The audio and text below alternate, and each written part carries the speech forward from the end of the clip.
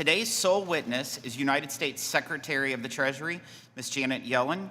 The committee has received your written testimony and it will be made part of the formal hearing record. Secretary Yellen, you may begin when you are ready.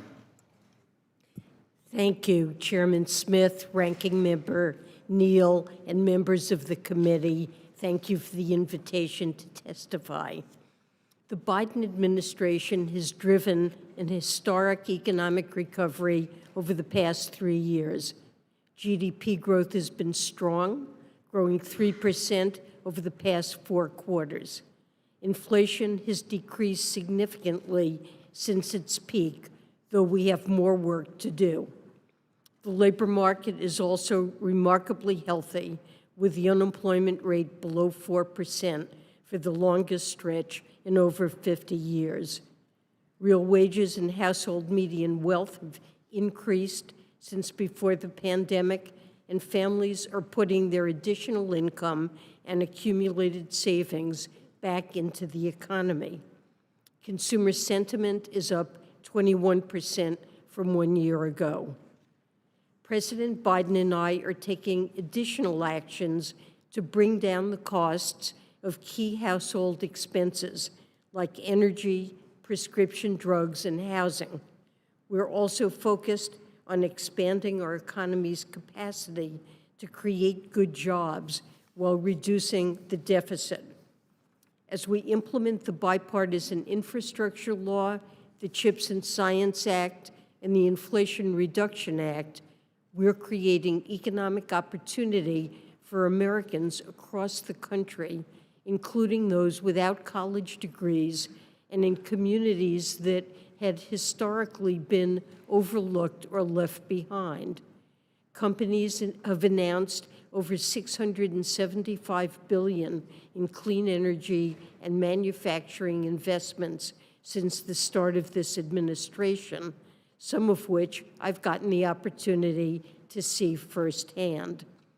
The modernization of the Internal Revenue Service, made possible by the IRA and discretionary appropriations, has enabled us to combat tax evasion by the wealthiest Americans that costs our country over $150 billion a year. And it's made it easier for taxpayers to file their taxes and get the credits they're owed.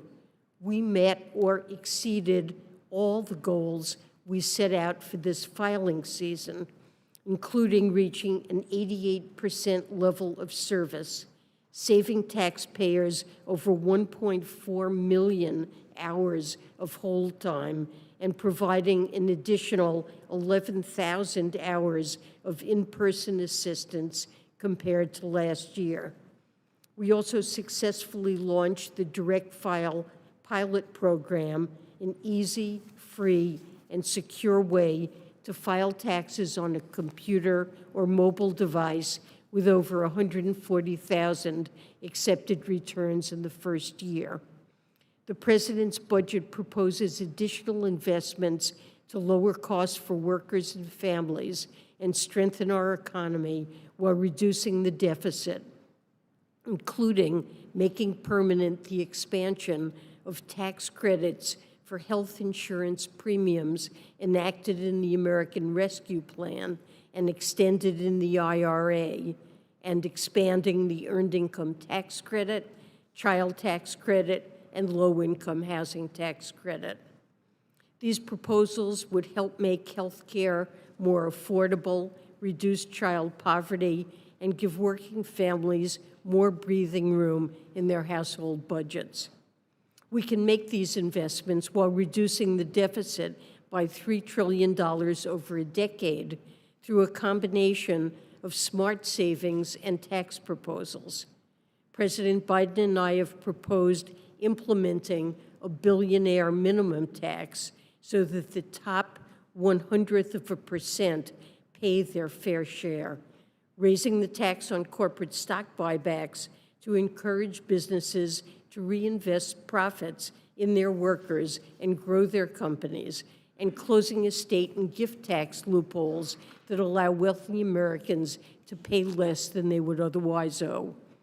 As a whole, the President's budget will enable us to address costs that families face right now and to bolster our country's economic strength for the years ahead.